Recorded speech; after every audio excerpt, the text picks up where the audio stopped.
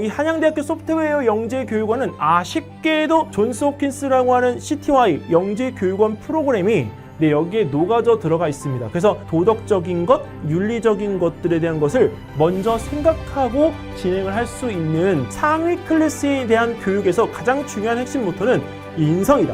영재원 입학에 영향을 미치지 않는다라고 하는 것 명확하게. 안녕하세요, 학부모님 반갑습니다. 영재원TV의 전진웅 원장입니다. 자, 오늘은 한양대학교 영재교육원, 즉 SW 영재교육원을 소개를 하려고 그러는데요. 이 한양대학교 소프트웨어 영재교육원은 아쉽게도 올해는 선발이 없습니다. 네, 근데 선발이 없다고 하니까 혹시 뭔 문제가 생겼나? 아니면 영재교육원이 없어졌나? 이렇게 생각을 하실 수도 있겠지만 영재교육원 원장이신 유민수 원장님께서 일단은 이 영재교육원이 2023년도 신입생 선발을 하지 않겠다라고 발표를 하셨습니다. 일단은 영재교육원 교수진 일동이 1년간 새로운 커리큘럼 연구와 교육환경 개선에 매진하기로 결정했습니다. 이렇게 말씀을 주셨습니다. 사실은 일단 이 부분에서는 굉장히 올바른 판단인 것 같습니다. 이유는 지금 이제 4차 산업이라는 이 부분에 우리가 어떤 그 과도기에 들어가는 과정의 단계에서 인공지능, 메타버스, 블록체인 뭐 이런 신기술이 이건 뿐만 아니라 다른 것들도 지금 등장을 하고 있잖아요. 근데 이런 금융과 소프트웨어가 결합하는 급변하는 환경 속에서 거기에 맞는 교육 커리큘럼이 필요하다. 이런 부분에 빠른 어떤 대처는 사실 영재교육원을 우리가 진학하고자 하는 학생들에게도 매우 많은 도움이 되어지겠죠. 그리고 현실적인 부분을 갖다가 볼 수 있기 때문에 아무래도 영재교육을 받고자 하는 친구들에게는 최적화되어진 교육 프로그램이 아닐까 생각이 되어집니다. 그래서 내년 영재교육원 기대가 됩니다. 한양대학교 영재교육원은 일단은 정보영재교육원, 즉 SW 영재교육원이기 때문에 사실은 수리정보 쪽에 우리가 더 초점이 맞춰져서 수학을 잘하는 것이 매우 중요하다 이렇게 말씀을 드립니다. 일단 컴퓨터적인 사고, 즉 논리적인 체계성에 대한 이 부분들이 필요한 영재교육원이어서 학생들 선발 과정에서 결코 쉽지 않습니다. 오히려 서울대나 연대에서 추구하는 부분보다 학생의 선발이 더 어렵지 않나 이렇게 생각이 되어집니다. 첫 해에는 우리가 여기서 어떤 사고력 문제나 이런 것들의 기준이 있었기 때문에 사실 이런 문제에 대한 부분들은 조금 편하게 준비를 했던 것이 사실이지만 해가 가면서 영재교육이라는 이 부분에 대한 것을 진행하는 이 교수진들이 실질적으로 영재교육을 진행하는 과정에서 느끼는 것은 또 체감 정도가 또 다른 것 아니겠습니까? 그래서 영재교육에 대한 선발이 조금씩 수준이 높아지고 그 수준에 맞게끔 학생들을 선발을 하다 보니 커리큘럼 또한 어떻게 되죠? 그렇죠. 높아지게끔 되어지죠. 그래서 사실 이 정보 영재교육원이라고 불리우는 교대, 그 다음에 한양대, 그리고 그 외에 가지고 있는 정보적인 요소를 가지고 있는 영재원들의 색깔보다 여기가 훨씬 더 짙다. 농도 짙은 교육을 받으려면 여기 한양대 영재교육원에 가야 한다. 이게 바로 제 설명의 요지입니다. 여기 아까 지금 말씀드렸던 것처럼 영재교육원에 대한 부분을 1년 동안 준비 과정을 통해서 내년에 다시 개원을 하기로 한 것이기 때문에 지금 올해까지 지금 다니고 있는 학생들은 지속적으로 계속 수업의 커리큘럼을 원래 있던 커리큘럼으로 받게끔 되어질 것 같습니다. 일단 한양대학교 영재교육원 과연 어떤 커리큘럼으로 운영되어지길래 이런 부분에서 커리큘럼에 대한 변화를 주겠다고 하는 것인지 한번 알아봐야 될 것 같은데요. 일단 정규 교육과정은 미국 CSTA, 즉 컴퓨터 사이언스 티처 어소시에이션. 발음 괜찮았나요? 자, 근데 이 부분에서 우리가 여기 어떤 컴퓨터적인 과학 분야에 대한 것을 가르치는 선생님들에 대한 지원이 이루어지는 그 프로그램에 그 기초를 두고 가르치는 것. 그다음에 또 하나는 영국에서 우리가 이제 학교에서 진행하는 우리가 CAT, CAT이라고 하는데 이 부분에서 학교에서 진행하는 어떤 컴퓨터적인 부분의 프로그램들을 학생에게 접목한 것. 그리고 무엇보다도 존스 홉킨스라고 하는 CTY 영재교육원 프로그램이 여기에 녹아져 들어가 있습니다. 그래서 그걸 참고로 해서 우리가 이 진학하는 프로그램들에 대한 것들을 만들었는데 사실 한양대 영재교육원의 그 운영하는 프로그램들을 갖다가 보고자 하면 수학 과학적인 부분의 요소는 그렇게 크게 없습니다. 정규과정 학습 영역을 갖다가 보면요. 컴퓨터 사고력과 알고리즘, 그다음 프로그래밍과 컴퓨터 프랙티스, 그다음에 컴퓨터 구조하고 네트워크에 대한 이해, 그다음에 데이터 모델과 과학적인 분석에 대한 부분들, 자, 또 컴퓨터 과학의 응용과 융합, 그다음에 컴퓨터 과학의 우리가 정보사회라고 하는 주제로 운영이 되고 있습니다. 자, 근데 이런 부분에서 우리가 사실 어떤 운영 과정에 대한 정규 과정의 목록으로 만들어 놓은 거긴 하지만 내용적인 부분에 대한 것들을 갖다가 살펴보면 알고리즘에 대한 설계하고 분석, 네, 그 다음에 소프트웨어 공학적인 어떤 소양, 그 다음에 컴퓨터 구조에 대한 동작 원리, 그 다음에 네트워크 구성에 대한 동작 원리, 데이터 수집, 그 다음에 데이터에 대한 관리, 그리고 과학적인 분석은 어떻게 하는가. 사실 저는 제가 과학을 가르치면서 이런 어떤 데이터적인 부분에 대한 것들을 과학적으로 분석하는 것을 이런 컴퓨터적인 요소를 갖다가 쓰고 있음에도 불구하고 다양하게 알지는 못해요. 근데 그런 다양하게 우리가 분류하고 수집할 수 있는 부분의 채널을 우리가 알 수 있는 기회가 있다면 꼭 배워보고 싶거든요. 근데 그런 부분에서 우리가 한양대 영재교육원이 이 과정에 대한 부분을 가지고 있는 것입니다. 자, 그리고 컴퓨터에 대한 부분만 가르치느냐? 아니라는 얘기죠. 인문과 예술에 대한 부분이 융합되어질 수 있도록 가르치고 있고, 컴퓨터를 우리가 만지는 1인이 가장 중요하게 가지고 있어야 될 것 중에 하나가 바로 정보 보호하고 보안 의식, 그리고 무엇보다 사이버 윤리가 굉장히 중요합니다. 특히 유튜브가 이제 시대적인 부분의 흐름에서 굉장히 중요하게 자리를 매김하고 있는 것처럼 거기에 대한 정보가 사실과 거짓이라는 부분으로 우리가 판별을 갖다가 해야 될 때 그 판단에 대한 요소를 우리가 정확하게 할 수 있는 경우는 거의 없습니다. 그러니까 듣다 보면 마치 그것이 맞는 것처럼 되어버려요.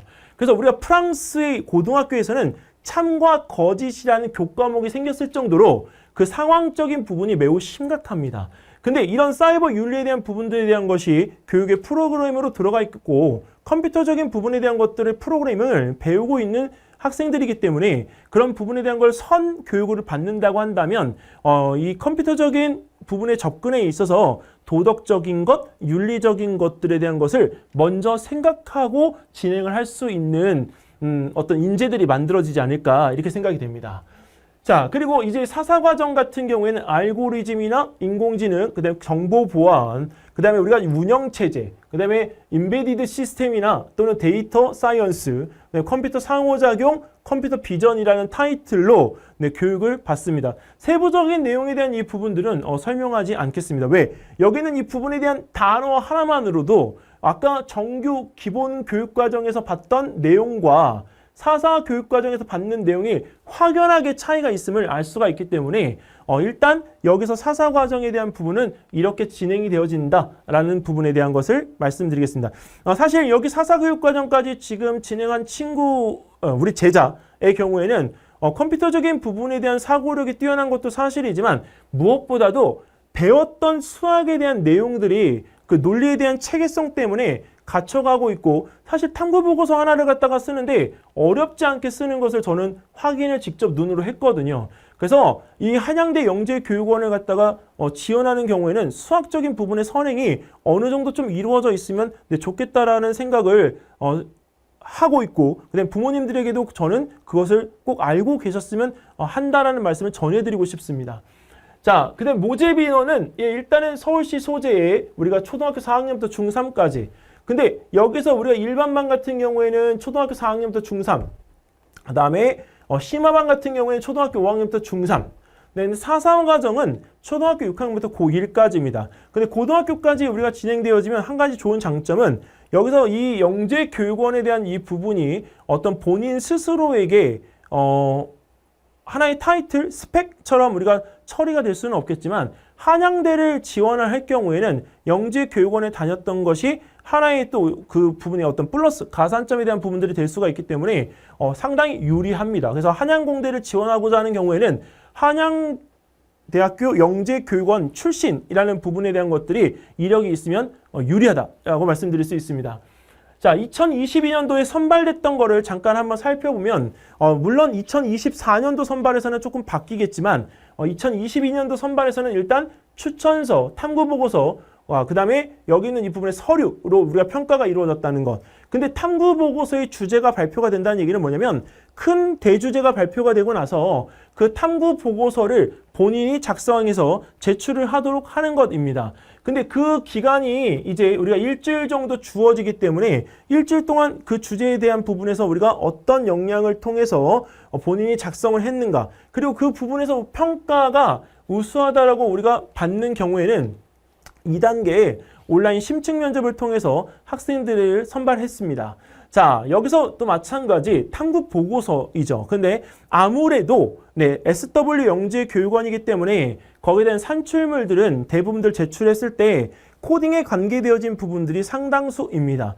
근데 저는 어머님들께 제가 권장을 하고 싶은 건 일단은 그 코딩에 대한 부분을 갖다가 진행하면서 단순하게 기계적인 컴퓨터적인 부분의 코딩만 하지 마시고요. 그 부분에서 수학과 또는 과학과 관련되어진 부분의 코딩으로 연결해서 융합형으로 하시면 훨씬 학생에게도 좋다라는 말씀을 드리고 있고, 그리고 또 하나는 그 부분을 통해서 확장적 사고를 갖다가 할 수 있기 때문에 단순하게 코딩만 해가지고 온 친구들보다는 우수한 평가를 받을 수 있다라고 저는 자신합니다.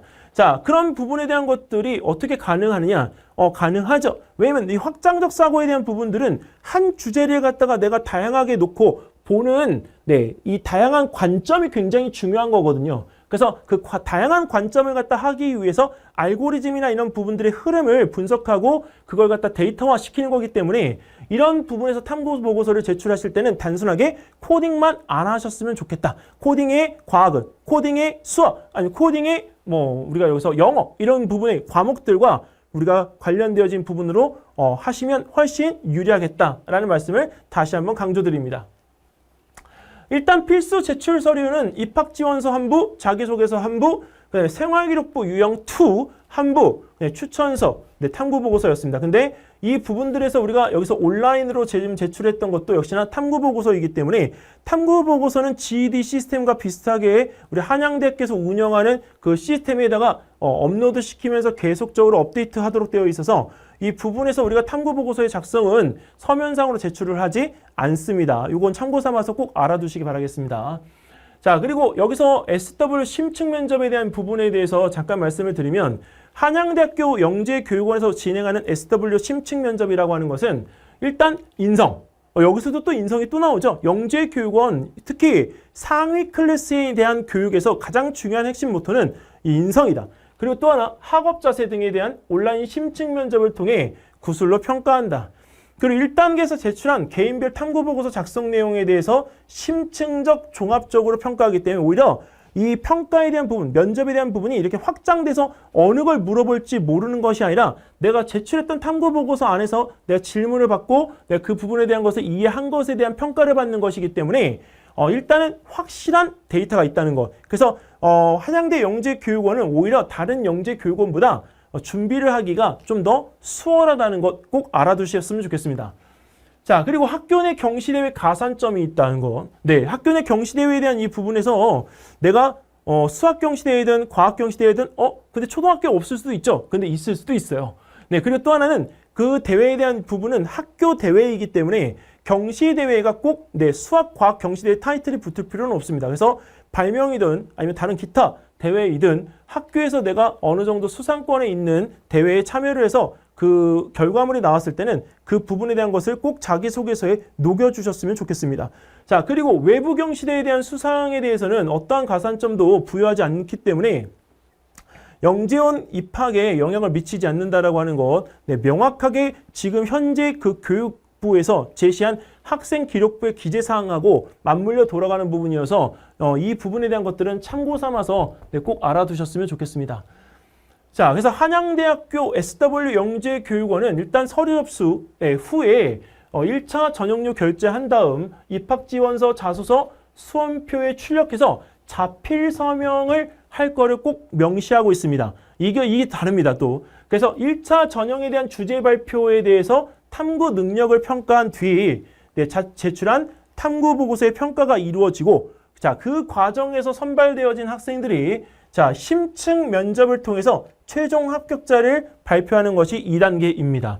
자, 한양대 영재교육원, 네, 결코, 네, 우리가 여기서 다른 영재원과 다르지 않습니다. 단지 우리가 여기서 그 학생들의 커리큘럼의 원천적인 부분만 다르다. SW 영재원이니까 수학, 과학을 기본으로 한, 네, 우리가 컴퓨터적인 부분에 대해서 배우는 부분이 강하다. 이렇게 우리가 인식을 하면 되겠죠.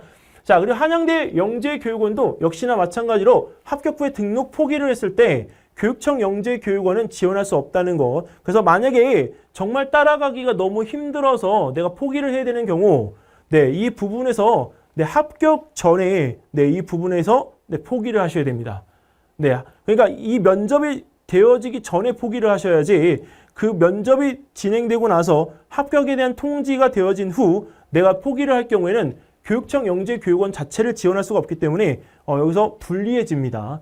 자, 그리고 여기서 네, 합격하면 지원할 수 없다는 거 다시 한번 말씀드리면서 네, 여기까지 진행을 하겠습니다.